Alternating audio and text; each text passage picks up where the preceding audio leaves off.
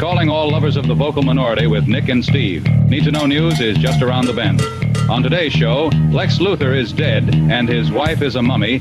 Honora wins big at the Oscars, and it's day 4 of Zelensky refusing to wear a suit, a bathing suit. It's all of this and more that the boys dig into on today's episode. Good on you for being part of the resistance. Good on you for educating yourself with need-to-know news. And good on you for helping this amazing podcast grow like a boner. Oh, yummy.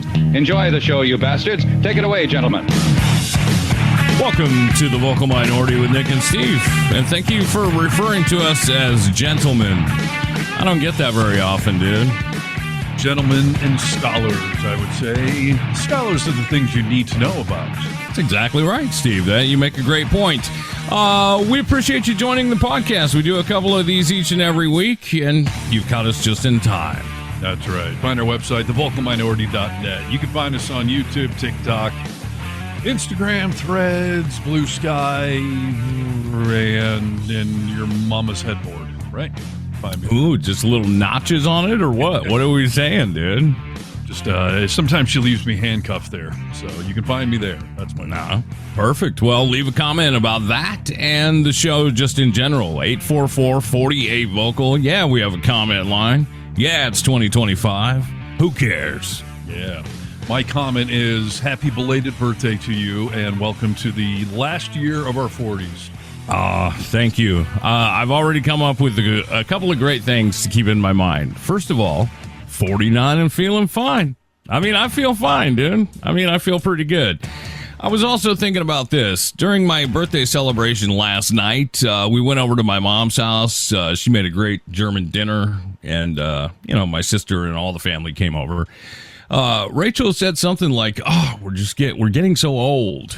And I was like, isn't it funny that we think about it that way? That perspective is everything on this, because you say that, but if a friend or someone we know was to die or to get sick or to have a heart attack, they say, how old was he? 49. God, he was so young. Yeah. He's so young. So I think it's all about perspective. That's how I'm looking at things. I feel fine. What the frick do I care that I'm 49 other than I'm 1 year closer to AARP? I got what you're saying now. So, yeah, we're feeling older because we're approaching 50, but if we died right now, everyone would say we're young. So, glass half full, glass half empty. That's a good point. I just sent you a messenger, a little bit Louis C.K. did that it just spoke to us right now. He was talking about being 52 and the fact that he's like, I only got like 20 or 30 years left. He's like, I just bought a winter jacket. It's probably the last winter jacket I'm ever buying. I don't need any more of those. Isn't that something, dude? I have been. I mean, anytime you have a new birthday, and especially as you get older, you just start thinking about your life and what you've done, what you could do better, what you want to do differently, what you've done great. And I've been thinking about lasts like that, not necessarily with a winter coat. Like I've got a few winter coats left in me, but just hanging out with older people in my life that I love, thinking like this. I never know. Could be the last time they make that meal for me, or this could be the last time we get to hang out. And I guess that's that way with everybody, because we never know when our number's up. But I think about it more with, my mom. I'll come out and say it. Like, I had dinner last night, and when I left, I was like, what a great celebration. There will be a day, maybe in 20 years, that I don't have that celebration with her anymore, and that kind of sucks to think about that stuff. But how grateful I am that I've made it to 49 and my mom's made it to near 80. Yeah. I'm thankful for that. So, yeah, those are all valid points. Perspective does play a lot into all of this. I mean, in my marriage, I was older than my wife, so I was always the old man. My kids, of course, think of me as being some old man because I'm the dad. But, Kennedy is a couple of years older than me, and she's the youngest in her family, the youngest of the siblings and the cousins. So we've been hanging out with some of her family of late. So they're all into their late 50s, early 60s. And some of them were recently commenting of like how young I was. And at first I was like, how complimentary. But then I started feeling like the little kid at the table or something. And so it's just weird to be approaching 50 As Kennedy pointed out, he's got gray hair, yet I still felt like, hey, Right. guys, I'm as old as you are. Yeah, isn't it? Yeah. I mean, I guess it's situational. Like sometimes we want to be thought of as older or as peers. And sometimes, it's nice to be thought of as young. My niece wrote in my birthday card, she was like, you're the coolest uncle, out of any of my friends. I look at their uncle, I think like he's nothing, and I was like, oh man, that makes me feel good. Yeah, you could kick their asses. Yeah. And speaking of getting older and all that, a brief run-through of the headlines you mentioned at the top there. So, Lex Luthor is dead. At first, I didn't know who you were referring to. You've got this fascination for the Christopher Reeve Superman era. I've tried to sort of forget about that. But Oh, really? You don't think of Gene Hackman as Lex Luthor? I definitely don't, no. But I do recall that he was. And the first Superman movie, it was classic in a sort of way, but it represents happy, shiny era of superhero movies that I try to distance myself from. But what the hell is up with this Gene Hackman story? It's crazy. Go ahead. Yeah, so he died, his wife died, and the dog in the house died, which my immediate thought was carbon monoxide poisoning. But now they've ruled that out. And now they've announced that he probably died on February 17th and wasn't found for like 10 days later. He was in one part of the house. The wife was in another part of the house. The dog was they weren't all together. So, yeah. And they started to mummify. His wife is definitely a mummy from what I understand. I mean, it's all weird. The dog was in a closet in the bathroom, and it was not a small dog. I think it was a German Shepherd. It was a large dog. And then the wife had pills spread out all over. They got a hold of Gene Hackman's pacemaker, and they could see when the last time it was working and everything. So, they thought he died like on the 17th. Yeah, it was 17th. Yeah, and you're right, from the pacemaker. And the cop was like, we're assuming when the pacemaker deactivated that's when he died. And that's really a good assumption, Sherlock. So you know what? I have a theory, okay? I have a theory that Gene Hackman died. And his wife was then like, I don't want to live without him. I have nothing to live for. So I'm going to kill myself. And I definitely don't want my dog to sit here and starve and start eating us once we're dead. So I'll kill my dog and then I'll kill myself. Wow. That's my theory. Twisted little theory you got going there. So she found her beloved husband dead, didn't want to call 911 or anything. She was just like, I'm committing suicide. But first I better kill the dog so that the dog doesn't have to suffer. Yes. Yeah. I think mark my words. I think that's what's going to come out. And I mean, I think that it's sort of romantic in a way. You look at it as dark. I think that her husband died. She didn't want to go on. So she killed herself and didn't want her dog to just sit there and starve. Wow. She may have been the Lex Luthor out of that whole relationship then. Right. Nice way to tie it all together. Yeah. So I am curious to see what they finally figure out on that. But yeah, that's a weird story for sure. Yes. What else was in there? We talked about Orana. What's it called? Nora, I think it is. Here's my point about the Oscars. I opened up my news feed this morning on multiple news. I don't mean like on Facebook. I mean, I went to news sites. And God, just nothing but talk about the Oscars. I don't give a shit about the Oscars. I don't like any artistic competition out there, but mostly the Oscars. Because it's rare I ever see any of the freaking movies. Like, Marvel doesn't seem to win anything. What the hell? Yeah. You've always had that feeling about the Oscars. I mean, I think that it's nice to have an award where you're recognized, but I get what you're saying. And the Oscars, it seems to really kind of be a thing where, like movies like Marvel, like you can't ever win. I mean, we've had some all-star Marvel movies, but because you don't like the genre or the category, it's not real. So you're not going to give an award. That sucks. They may win like some best audio editing or occasionally special effects or something. And the animated Spider-Man movie did win an Oscar for best animated movie, and it definitely was. But yeah, they get snubbed in general. But however, one of the actresses from Anora, Zoe Zandela, I don't want to pronounce her name wrong, even though I'm sure I just did. Either or. Yeah, she's well known from the Marvel movies. She's Zamora in the Guardians of the Galaxy. She's repping a little bit there. I didn't watch. I normally do not. Like you said, you can catch up on everything because it's all people talk about this next day. I was thrilled to see that Conan O'Brien was the host. Conan's kind of been in the background for a while. I don't think it's all been by choice. He's still been doing his stuff, but, he was once very prominent in Hollywood. And so I was glad to see him host. I pulled one joke from Conan at the Oscars last night that I thought, oh, that was good. Thank you, Conan. And it kind of lets you know how the whole show went, his attitude, his rhythm. Honora's having a good night. Yeah, that's great. Yeah, that's great news. 2 wins already. I guess Americans are excited to see somebody finally stand up to a powerful Russian. Which is, if you don't know what the movie's about, it's about this lady who falls in love with this Russian oligarch, and I don't know how it ends or whatever, but yeah, I thought it was nice that he made it and slid in a little comment about somebody standing up to Russia.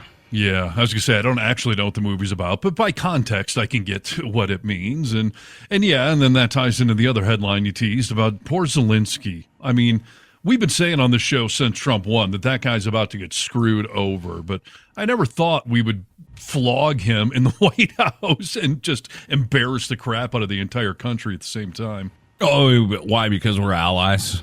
Yes, and because his country got invaded. Like, I just can't wrap my head around why JD and Trump don't get that, we got to compromise and diplomacy. Like, his country is being invaded right now. It's a war-torn country. People are dying. And you just want to bring them up here to what clearly had to have been a setup. I think so. I think Trump has sort of confirmed that it was a setup. Should we just get into news? I mean, this is kind of a bigger story that we can talk about. Yeah, sure. Go ahead. This is Need to Know News. News you need to know. Hello, Americans. This is Paul Harvey. Stand by for news. Yes, so Donald Trump appears to have confirmed the real reason behind the setup with Zelensky's takedown that he and J.D. Vance did. I mean, if you don't know about this story, you're probably mindfully ignorant or under a rock somewhere. But yeah, Zelensky was in the White House, and J.D. Vance and Donald Trump, among reporters that were in the Oval Office, took down Zelensky and tried to make him look stupid. But I would like to say everybody did not see that. But there are some people that were like, yeah, finally a strong president. This is an ally. The entire thing is crazy. I give kudos to SNL for immediately cranking out a good cold open to make fun of it all. But yeah. I have known or encountered some mega types online that back when Russia first invaded Ukraine were very much fans of Zelensky and defending the Ukraine.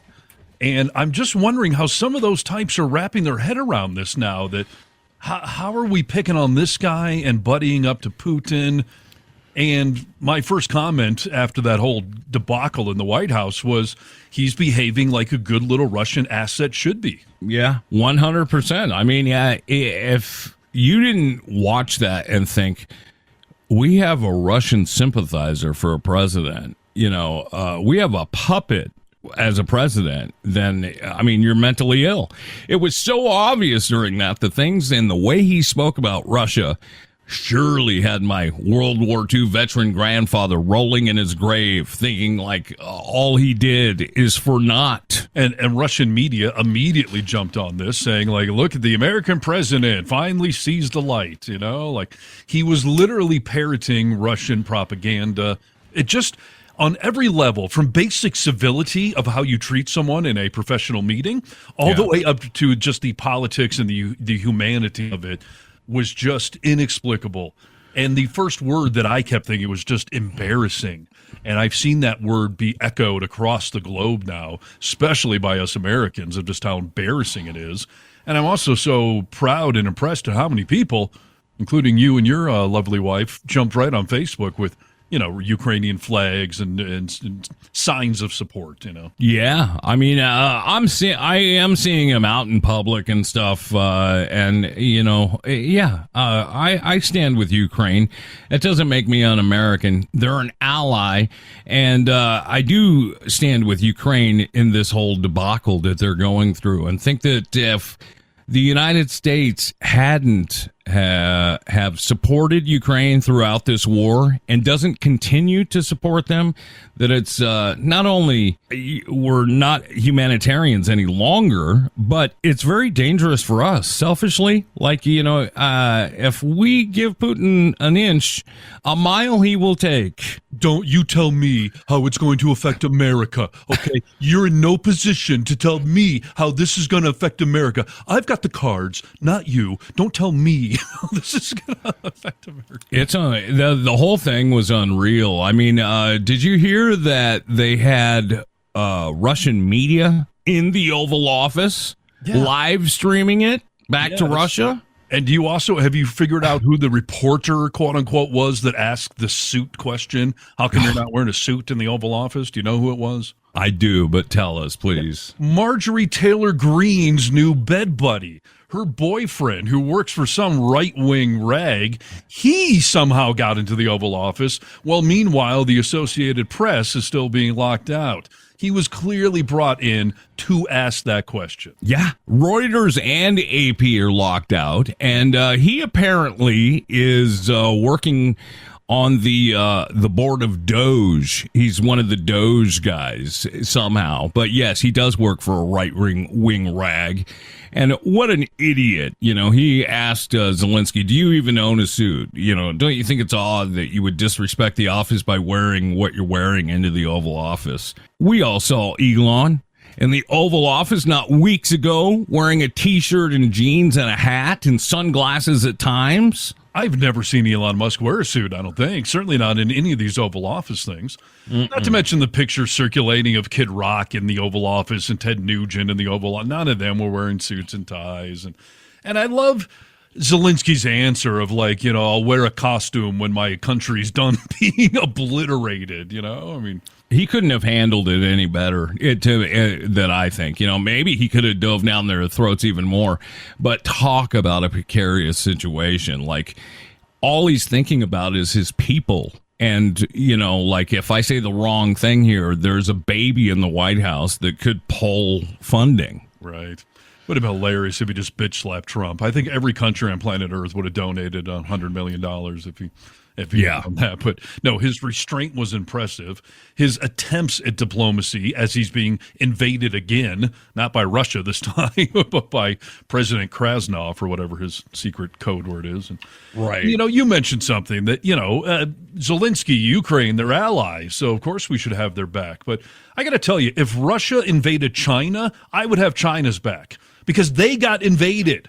Someone invades another country, you tend to take the side of those that were innocent, minding their own business, and then some other country starts bombing the shit out of them. Yeah, those that didn't start the shit, you kind of have to say, hey, they were just sitting there, dude. What are you doing? Yes, and I know I brought this up before, but I just can't get over the fact that there's so many megatypes right now saying that, well, Ukraine used to be part of the Soviet Union, like it used to be Russia's property, so they just want their property back. They just want some... Yeah, again, Texas used to be part of Mexico. If Mexico invaded us today, would you give them Dallas? Would you, let's have diplomacy and compromise. You take everything south of Houston. Fuck no, they invaded us. You would want to obliterate them, and you would expect everyone to have our backs. Yes, 100%. And that is something that they're not going to think about and put it into this situation because they don't like to admit they're wrong. I haven't talked to anyone yet who has said, Trump was awesome in that White House. And I just don't think that I've talked to the right people yet. I think I will get there. And I don't know how I'm going to have that conversation because I don't see any shades of gray in this. I don't see anything we can collectively come to an agreement on. Yeah, no, it's going to be tough. I am curious to hear, what your brother has to say. I mean, we saw a few prominent Republicans, Lindsey Graham, one of them, immediately after that said that Zelensky should apologize to America. I had this brief moment where he started to talk where he was like, boy, that was crazy today. I think that, I thought he was going to say we owe him an apology, but no. And Lindsey Graham is the king of the flip-flop, moments before that whole thing took place, he was with Amy Klobuchar, and she posted a picture with her and Lindsey Graham, and there were a few others on there, but the title was like, we feel really good about, what we can do for Ukraine, and it's going to be a great meeting and everything else. And then, Lindsey Graham came out afterwards and was like, he should apologize. Lindsey Graham sucks his penis. Trump's. No, for sure. I do feel as motivated, even more so the European countries. I mean, we saw Zelensky immediately went across the pond, which was part of his trip originally. But everyone over there kind of went out of their way to just be hospitable and nice, and from England to Canada, and they have gotten additional support. Part of me wants him to just say, America, go fuck yourselves. Like, Europe's got my back. We're going to fight this battle. But I don't know. We'll see what Trump does, because it's not in our best interest to let Russia just take that country over. But no, the compromise will be. Who knows? You mentioned it being a setup, and I said Trump kind of confirmed that it was a setup. Yeah. Do you know there's a guy who owns a karate dojo in Arizona, and I wish I was making this up, but he owns a karate dojo in Arizona, and he's on social media. Bushido Johnson, I think is what he calls himself. But anyway, he gave a big analysis over this whole thing and why it was a setup. And he spoke, I'm not going to even frickin' read it to you, but he spoke about, Trump is a master chess player. And if you don't realize that was all set up and they were playing chess at a master level, then, stay out of the room while the big boys do the work. And I thought to myself, you're crazy. Well, Trump reposted on Truth his analysis. So I think that's kind of an admission that it was a setup, but also he was saying nice things about him. So who knows? Yeah, I was going to say, it's hard to say. Anyone who would give him an out, I'm sure Trump would try to spread that. But I don't think Trump could spell chess, let alone play chess, let alone play 3D chess on global politics and whatnot. I saw a different analysis circulate in the internet, and God, I don't remember if it was by a therapist or a hostage negotiator, but I mean, the guy was just pointing out all the victim naming and all the reverse manipulation that they, like an abusive husband would do to his wife after he punches her, that it's all your fault because the potatoes were undercooked or whatever. Like, yes, 100%. Obviously, J.D. Vance was saying, have you even said thank you? Oh, well, here's a quick reminder. Have you said thank you once this entire meeting? No, in this entire meeting, have you said thank you? Today. We thank so much, Mr. President. Thank you for invitation. All my appreciations from my heart. Well, we're thankful from you. Thank you, appreciate it. Thank you very much, Mr. President. Thanks so much, Mr. President. Thank you for invitation. And really, I hope that this first document, will be first step to real security guarantees for Ukraine. The clip goes on for another 20 seconds of Zelensky thanking Trump over and over again. I mean, talk about someone who does things for the wrong reasons. Yeah. No, he's expressed gratitude repeatedly. And that meeting, I mean, you're saying you didn't say thank you in the last 17 minutes, so therefore none of the other gratitudes over years counts for anything. Right. And yeah, again, just classic abusive bullshit behavior, like telling your wife, have you thanked me in the last hour for bringing home the paycheck, you stupid woman? Like, yes. Get down on your knees and praise me. Like, I mean, they apparently, and Marco Rubio even said later, like, well, we wanted him to start off the meeting just saying, thank you, thank you, thank you. We praise you all up and down. Like, oh, we're not worthy. Like, Jesus. And that's sort of a classic asshole move where you do something nice for someone and then you're immediately like, well, you didn't say thank you very much. I feel like I deserve more credit for what I just did. You don't do something nice to get praise and credit. Especially when you're helping someone have their people survive. This is a war, dude. It was absolutely crazy. Yes. Again, this is a country that's been invaded. And Chris Christie this weekend said that Trump is acting like a Russian ally. And I thought that was being pretty generous. He's acting like a Russian asset. But when even some Republicans are willing to call out, like, he's just parroting, Moscow. Like, I love the warm Vermont welcome that J.D. Vance received. After 6 weeks of hard work, he went on his first vacation to a ski resort. And, Yeah, our people didn't let us down, dude. The resistance was out there with signs saying things like, go ski why don't you go ski in Russia, dude? You know, I mean, they were clever signs, and there was a lot of people there, so nice to see the support. Yeah, I saw one. It said something like, you can enjoy your vacation when I can enjoy my democracy again. Right. And yeah, I mean, people just taunting him and telling him to fuck off and constantly on the trip. And on one level, though, hey, JD, you waited 6 weeks. Kudos. Trump, I just read a report this morning, has officially spent 26% of his time already out on the golf course and or vacationing since he got into the new gig. He's working so hard, Steve. Like, the guy's got to take a break. He's almost 90 years old. 80, almost 80. So, yeah, what a shit show, dude. Shall we get into some other news? Sure. Need to know news. News you need to know. Steve Harness. All right, so yeah, speaking of Elon Musk there, Leon Musk, as we like to call him here, I do believe just on our last show, you were talking about the fact that you had some clip where he was talking about liberals want to cancel comedians, right? Yeah, comedy. Yes. Bring back comedy. Bring back comedy. Right, because he was thinking that the left is somehow censoring comedians. Oh, I've got his clip still if you want to hear it. It's 12 seconds. Sure. Let's refresh our memory. The left wanted to make comedy illegal, you know? Like, you can't make fun of anything. So then it's like, comedy sucks. It's like, nothing's funny. You can't make fun of anything. It's like, legalize comedy. Yeah.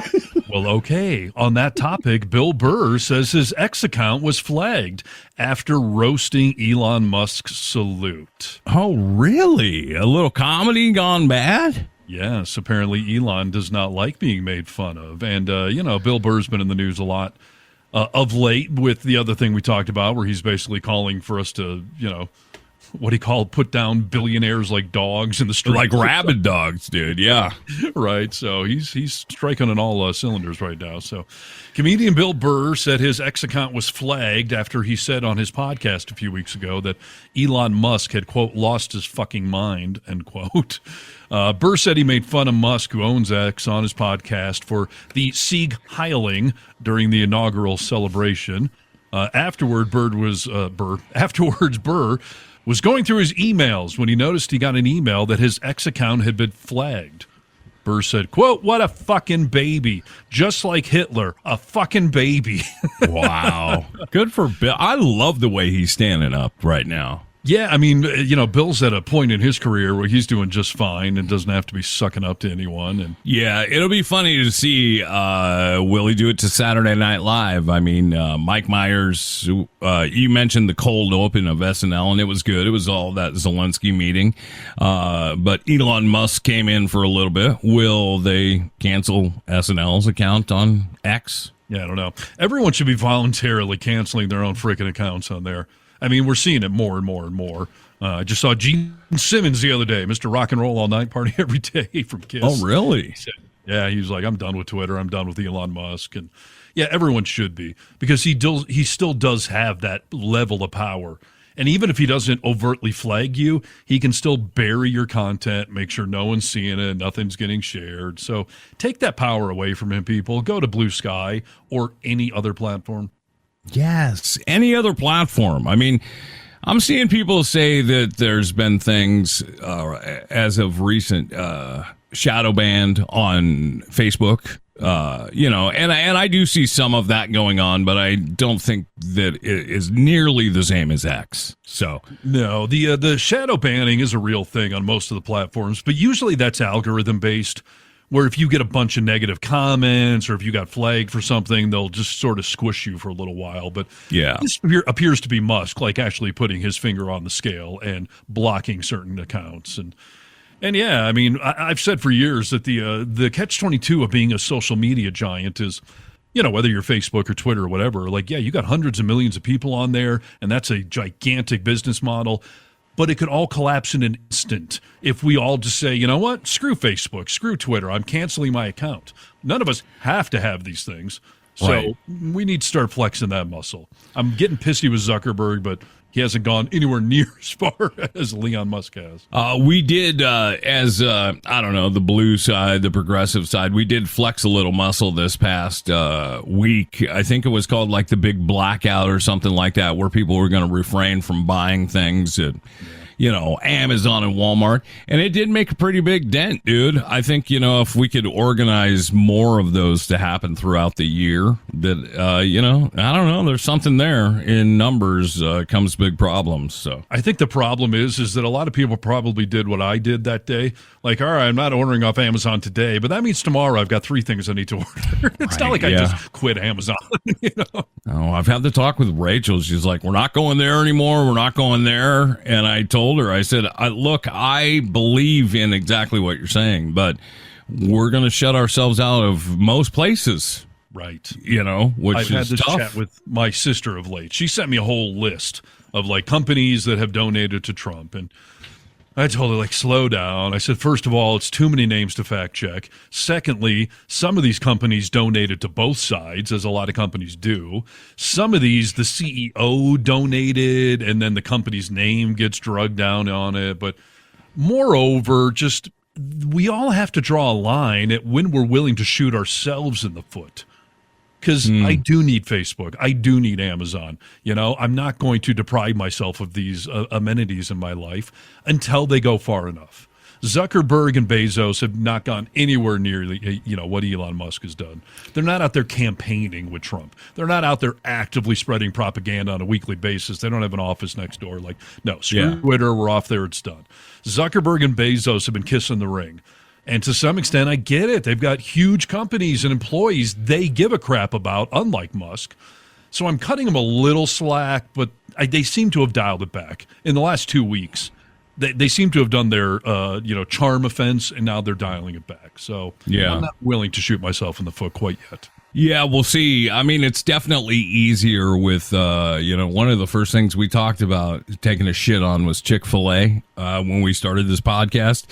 And, it's easier to shit on Chick-fil-A because I've got other options. I'll go to Wendy's and I'll get a chicken sandwich. I'll go to Popeyes or whatever. But, yeah, Amazon is a tough one for me, man. I use Amazon a lot, and we'll see what Jeff Bezos does in the future. But, yeah, he's kind of seemed to step back a little bit. I don't know. Yeah, I don't know if I'm saying that in my head to make myself feel better either. No, I don't think so. I mean, Chick-fil-A had a very specific cause, anti-LGBTQ rights. And when called out about it, they've doubled and tripled down. They've not backed off. And, yeah, I can boycott them because there's 50 alternatives that I would rather put my money at. When it comes to, ordering online or the community I have on Facebook. I mean, we have business dealings on Facebook, which are hard enough to get away from, but I have a network of actual family and friends that this is how I often communicate with them. So I'm not willing to just drop off the radar. But, yeah, if they go far enough, if Mark Zuckerberg came out today and said, screw gay people, I am giving millions of dollars to anti-gay stuff, then, yeah, I have to. But right now he's just sucking up and kissing the ring, and so it's not ideal, but we'll see what happens. I mean, part of that is the suffering, right? Is that it makes me feel like a bad person. I only boycott things that are easy. I should lose something in the game and say, it's worth that damn much to me, that my life will be less convenient. So I don't support that. But like you said, I guess we got to see where it all goes. Well, and how far do you take it? Because you and Kennedy, quite frankly, have relatives that are MAGA. So if you follow that logic to its natural conclusion, you should be boycotting your brother. Are you going to do that? You can't lose your brother. I'm not saying Facebook is quite as close as a family member, but I'm saying something that's a vital part of your life.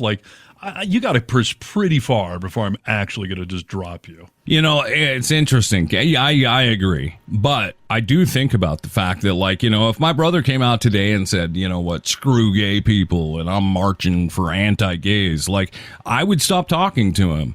But some may say that him supporting the people who do that with his vote is just as bad. It's a tough one to think about.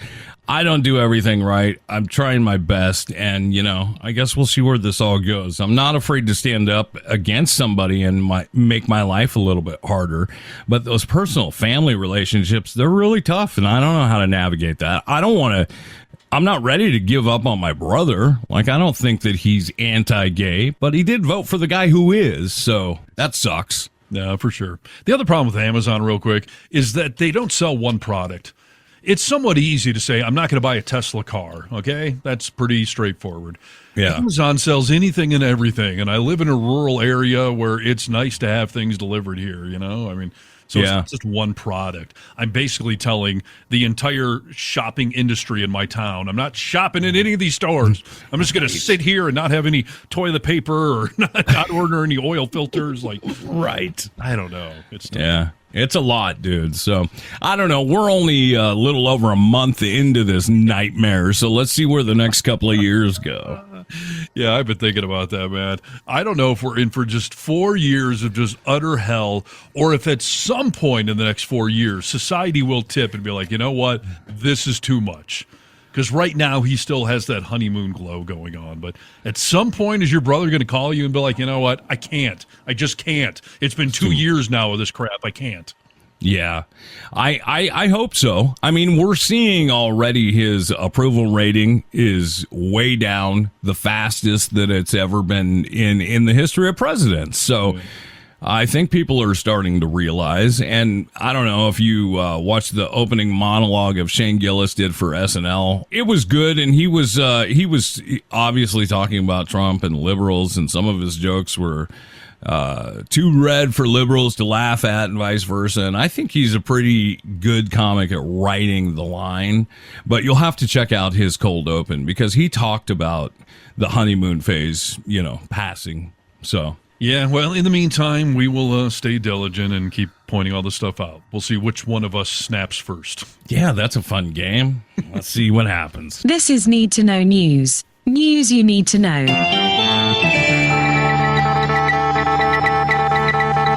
There are a couple of things in the news that, I mean, are a little bit outside of politics. I'm trying to think of what I should give you right now.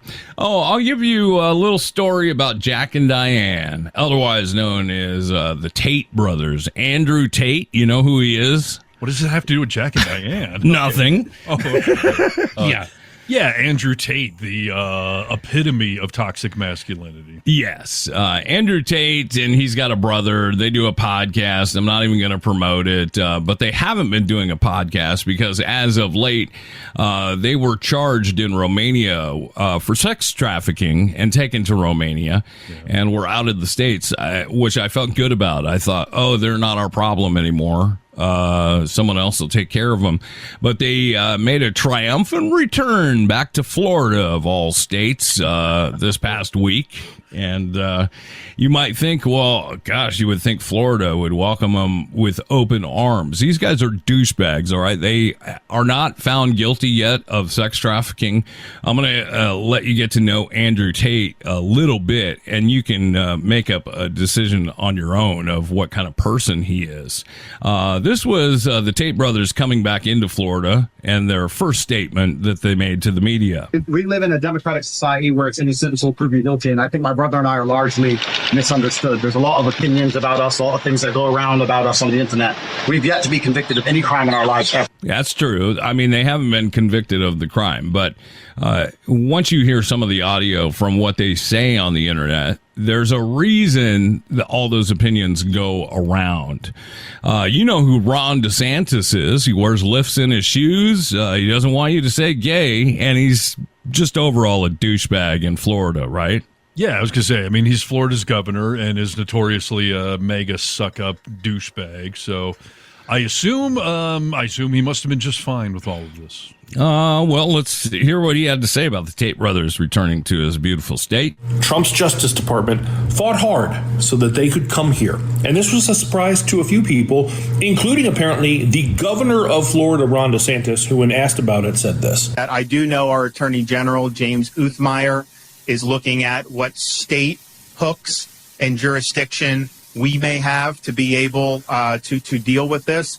But the reality is no, Florida is not a place where you're welcome with that type of conduct in the air. And I don't know how it came to this. We were not involved. We were not notified. I found out through the media that this was something that was happening. Wow. What does that tell you when the mega ring kisser right there doesn't even want him? I don't even think DeSantis has denounced Matt Gaetz yet. I mean, maybe I'm wrong, but I don't think so. Not in that grandiose fashion. I mean, that was straight out like, we don't want you here. Yeah. And nor should you want them there. But now you got them. And they're on a long list of people in Florida that no one wants, but you get. Yeah, exactly. And you wonder, how could Ron DeSantis find this out through the media? You wonder how that could happen. What do you mean? Trump's not in constant contact with things that would affect the state of Florida? How do you think it happened? But why would Trump's administration petition Romania on their behalf? Yesterday, Donald Trump was asked about it. He's like, I don't know what you're talking about. I know nothing about that. Well, maybe this had something to do with it. One of Tate's lawyers, Paul Ingracia, now works as White House liaison to the U.S. Justice Department. Oh, corruption? What? Not in this administration. My gosh. Deals going on? I can't imagine. Helping out sex offenders and generally skeezy men.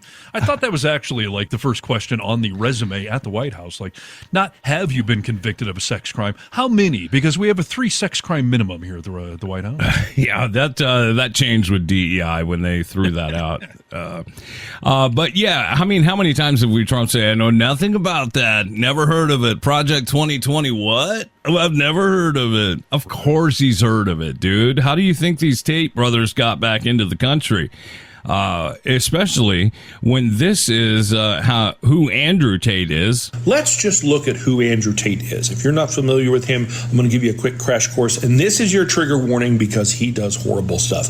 This is how he thinks you should interact with women. I guarantee I changed the way you look at sex forever. You're going to be fucking crying. I won't cry. I bet you cry, bitch. I don't even have to fuck you. Forget the sex part. That's a distraction. My dick can stay in my pants. I'll just start beating the shit out of you. How about that? We walk in the bedroom. I start kicking your ass. When I grab you by your neck and you start annoying me, trying to resist, and I just and then I grab you by your neck again. Then what the fuck are you gonna do when your face is collapsed and your fucking cheekbone's broken? You ain't gonna do shit but cry. Wow. Coming this spring on the Hallmark Channel. Dude, that's how he talks to and about women. If you think this guy is innocent with all this stuff they have on him, and after listening to the way he talks to women, you're delusional.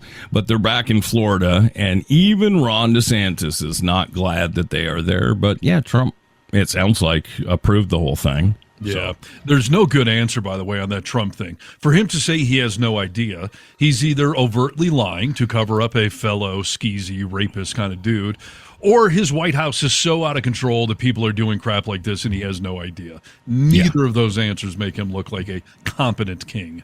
Yeah, and you're right, dude. It could be easily either one of those things, right? Right. Or someone did tell Trump and he forgot. You know, this whole Zelensky thing before he got there, where someone was like, do you still think he's a dictator? And he's like, did I say that? I couldn't tell if he was being coy or if he actually forgot. He literally just called him a dictator. But Trump is an old man. I would not be at all surprised if senility is kicking in. Oh, completely, dude. It's kicked in on me at 49. I don't remember the things I used to. The guy's twice my age almost, you know? Yeah, but yeah, birds of a feather flocking together. How nice. Exactly. This is Need to Know News. News you need to know. Start the news chant, please. Come on. News, news, news, news, news, news, news, news, news. Hi, Stephen. This is Clem Fandango. Can you hear me? I'm going to punch you in the fucking throat, Clem Fandango. Clapped your cheekbones. Then what?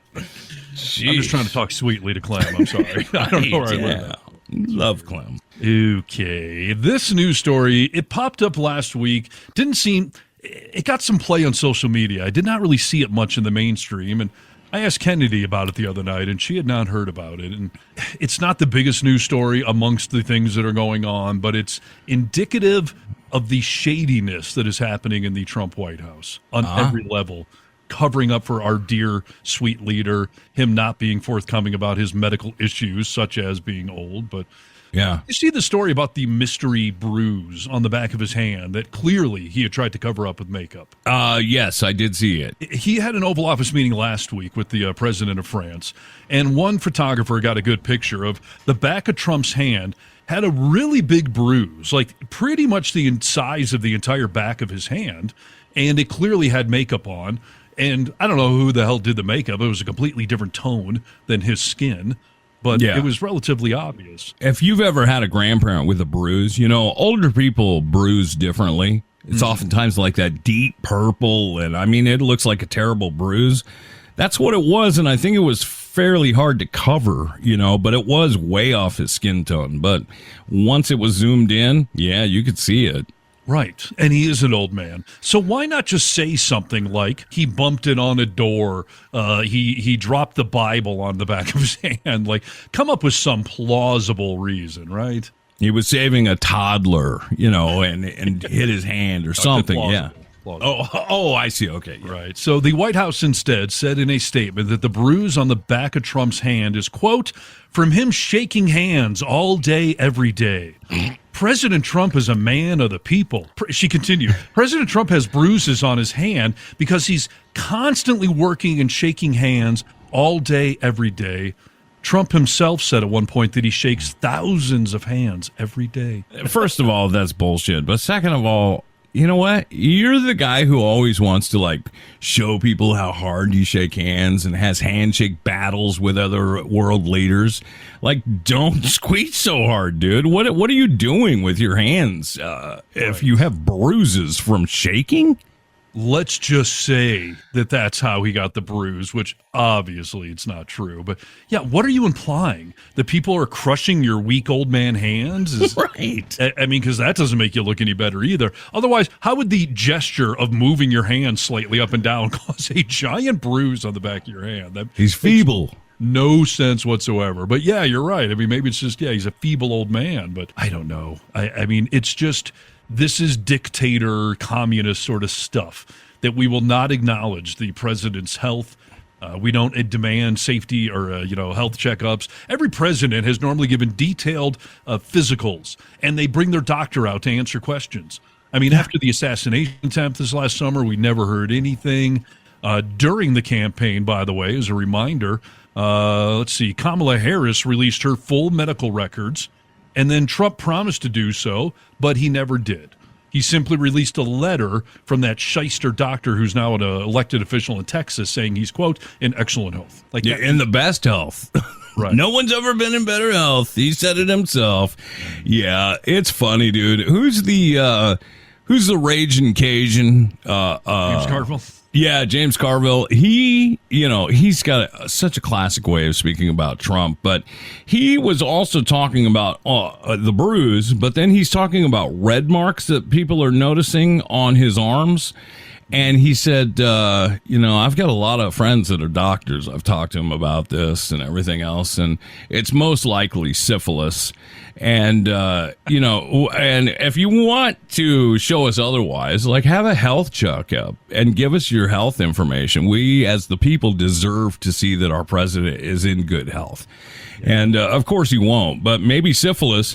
Someone asked, well, wouldn't Melania have syphilis? He said, no, dude. She's not in the same zip code when that man takes his pants off, dude. Right. You got to have sex with someone to transmit something like that. And yeah, God knows those two haven't touched each other in a millennium at this point. That was another article I read the other day, too, of just how she has spent the least amount of time at the White House so far of any first lady in the history of politics. And she promised she would be, but she's not there because those two are not really married. I mean, she was a trophy wife to begin with, but now I think she's just... A beard. She's a beard, dude. Yeah, or her puppy is being held captive in Guantanamo Bay or something. Obviously, he's holding something over her head. So. Yeah, well, and a lot of money, is I'm sure what he's holding over her head. You want some of this? Well, then you come around once in a while. This is the only news you need to know. After all, this is Need to Know News. News you need to know. Get over here, Nick. All right, here I come, dude. He wants to shake your hand. No, his hands are tired, Steve. He shakes thousands of hands each and every day. Let's talk a little bit about maybe two of our favorite people, Katy Perry and Gayle King. Do we know who they are? I mean, they're not our favorites, okay? I will say. Two of our favorite people. I thought you were say Ross and Rachel. I was like, who are my favorite people? I don't. Katy Perry, pop star, sure. Gayle King, Oprah's beard, and I think a CBS News reporter or something. Yeah, that's correct, Steve. You know who they are. And then do you know the name Lauren Sanchez? I know I've done some Sanchez's in my life, but those are dirty Sanchez's. Everything I do is dirty. No, who's Lauren Sanchez? Lauren Sanchez is the either fiance or wife of Jeff Bezos. Oh, okay. This is the deal. Katy Perry, Gayle King, and Lauren Sanchez are 3 of the 6 celebrities, and I use the term celebrities lightly, that will be heading up into space together on a Blue Origin space tourism rocket. The mission, the 11th human flight to the New Shepard program, and the 31st in its history, will see 6 people, all women, cross the Kármán line, which is 62 miles, 100 kilometers above Earth's surface, and divides the Earth's atmosphere and outer space. Okay. Well, sure, except they're going to get lost. I mean, all women, come on. Yeah, who's driving that thing? And by the way, now would be an excellent time to go on eBay and buy something autographed by Katy Perry, because there's a 50-50 chance that she's about to become a firework. You know what I mean? Yes, hold on 1 second for this. Yeah, let me tell you that they're going up into space. Gayle King has come out and started speaking about this as they get a little bit closer. This is what Gayle King had to say on her CBS morning show. I have to tell you, I'm so afraid. Stop, Gayle. I am. I'm so afraid, but I'm also so excited about it. When they asked me, and they asked me around Thanksgiving, I was like, no. Then I started thinking about it. I met with favorite daughter Kirby, favorite son Will, Oprah. That's my kitchen cabinet. They will all be there that day with their spouses. And I just thought, what a unique opportunity. Yeah, what a unique opportunity, because you may be coming back as a firework too, Gayle King. There's a reason Oprah's not going, and it's not because they didn't ask her. Yes, exactly. I was going to say, I know why Oprah's not there. And yeah, it's a unique opportunity to go down in infamy for blowing up in front of all of us. I mean, NASA's pretty good at it, and they've had some bad track records before. SpaceX just had one of their rockets blow up. I mean, I'm all for doing things that are courageous or adventurous, and yeah, I would love to go to space, but I'm not doing it on an experimental rocket designed by some billionaire who's tinkering around like they're little Lego toys. I mean, it's like John Denver building his own airplane. That's not a good idea. Yeah, of course you're not, dude. And Katy Perry, shame on you. You're a brand new mother, and you're going to space. You know, I heard reporters talking about this, like these women. You know, listen, I'll say that I think it's great that it's an all-woman crew, but what's the deal? You know, like this reporter says, oh, they're going in and they're going to bring back so much knowledge on, you know, separation of space and Earth, and they're going to bring back so much good information. The 3 other women that are going, I should share their names with you, but you won't know who they are, but they have more accolades when it comes to education, and there may be a reason that they're going up into space, but they're not bringing anything back that's going to change civilization on this planet. It's a tourism thing. Yeah, you're right. I mean, they're going to go up into orbit and come back down. Like, what wisdom are you going to share from that? Are they taking moon rock samples or something? Like, right. Yeah, nothing good is coming of this. A ticket reportedly costs at least $200,000 for the experience, in which the rocket launches a capsule containing 6 people with no pilot. This is a pilotless flight. Into space. You're there for a few minutes of weightlessness. The capsule parachutes down 15 minutes later. So you hope that it parachutes down, but right. It's coming down one way or the other. Parachute may be optional, and $200,000 a ticket. Unless you're a Prime member, then it's $190,000. Yes, with free delivery. Yes. Yeah, this is ridiculous. $200,000 on a ticket. Do we really care about vets? Do we really care about homeless people? Yeah. I mean, let's stop fucking around with these rockets, dude, and start paying for some people to have a better life on this planet, the one we currently live on. Although, given the state of politics, I don't blame anyone for wanting to get off this spinning rock. Yeah, you go for 15 minutes. Okay, I'm ready. All right, I think we got time for one last story. So give me a setup, then I'll give you some good celebrity news. Need to know news. I said, oh, Lord Jesus, it's a fire. News you need to know. I got bronchitis. Ain't nobody got time for that. All right, let's talk about a celebrity using their status to actually do something good here on planet Earth. And that is to denounce hatred and try to make some people in the middle or on the left feel a little bit better, I think, or a little emboldened on our side of things. Okay, I like this. I'm talking about Pedro Pascal, who has become just the it guy in Hollywood. The Last of Us, Mandalorian, Gladiator 2. He was in Narcos. You know who Pedro is, right? Yeah, is he Italian? I think he is, yeah. Okay. I look at people based on ethnicity, Nick, but yes, I'm pretty sure he's Italian, but he's been all over the place. And so he took to Instagram this past weekend, and he's getting a lot of praise, and we'd like to throw some his way as well. He's got 8.8 million followers, and he's been watching all of this transgender bashing and hatred going on, just like the rest of us have, watching Trump single out transgender people, try to executive order them out of existence. Yeah. So he went on and, to his nearly 9 million followers, made a couple of responses in the comment section. He actually took the time to go in, and to some bigoted people, there are 2 of his replies that I would like to read for you. Please, dude. I love it. First of all, he said, "A world without trans people has never existed, and it never will." Amen. We have tried to say that on the show as well, that you cannot executive order people out of existence that just exist. They always have, and they always will. So good on you, Pedro, for using your platform for that one. It's a different story if you want them to just be quiet and shut up. But they've always been here. So his other quote that I think is even more, on the nose, he said, quote, "I can't think of anything more vile and small and pathetic than terrorizing the smallest, most vulnerable community of people who want nothing from you except the right to exist." Wow. Yeah, let it sink in and say it again for the people in the back. I mean, that's all they're asking for. Leave us alone. Don't harm our people.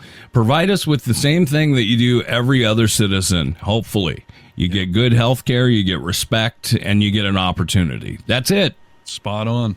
And he nails it, man. Like we just said, terrorizing the smallest group. And they don't want anything from you except just to be allowed to exist. Just leave me alone. Which is something conservatives used to be all about, is don't tread on me and, my rights, don't, but no, not when it comes to transgender people. They become the popular whipping boy, whether it's Dylan Mulvaney or the, 3 transgender athletes trying to compete out there. Yeah, 100%. It's such a small, and you know what? I almost feel bad saying that. Who cares what the population is of the transgender community? What do you care about them? I mean, care about them like a person, because that's what they are. And this end of story. It's like the gay marriage thing. Like, what do you care if Adam and Steve next door are married to each other? How does that affect you? And I've had conservatives try to tell me that, it does affect me. It cheapens my marriage. Or, oh my God, I don't want to see that out in my backyard. Or like, go fuck yourself and stop caring so much about what you think other people are up to or doing. Do you want people not to tread on you, or do you want the government all up in everyone's business? If you feel like gay marriage lessens or cheapens your marriage sucks. All right? Yeah. If you need that to pull it out of the water, then you shouldn't be married. I've been saying for years, heterosexuals have cheapened marriage all by themselves. I don't know if you've seen the divorce rate, but it's well above 50% nowadays. And all of you philandering cheaters out there and stuff, that's what's cheapening marriage, not the gay guys fighting for the right and the lesbian women. Like, they fight for something that you take for granted, that you will cheat on and divorce and get married multiple times. Look at our exalted King Trump. I lost track. He's on his first wife still, right? And he only had kids with one woman. Yes, you're right. You're right about that. Right, so... kudos to, what's his name, Pascal? Yes, Pedro Pascal. Pedro Pascal. Well said, and we applaud you here on The Vocal Minority with Nick and Steve, and thank you for joining the podcast today. See our webpage. Yeah, it's thevocalminority.net. And by the way, Pedro hosted SNL either this year or last, so yes, I do. But yeah, thevocalminority.net and the social medias, the TikTok, the YouTube, the Reddit, the Instagram, the Blue Sky, but not fucking X. That's right. Call or comment line 844-48-VOCAL, and thanks for joining the show. We'll see you next time. What up, everybody? It's Whoopi. I tried to get these white boys to come on The View, and they said no. I guess I'll just enjoy them here, like everyone else does. This has been a production of The Vocal Minority with Nick and Steve. The guys release 2 podcasts every week. Peace in the Middle East.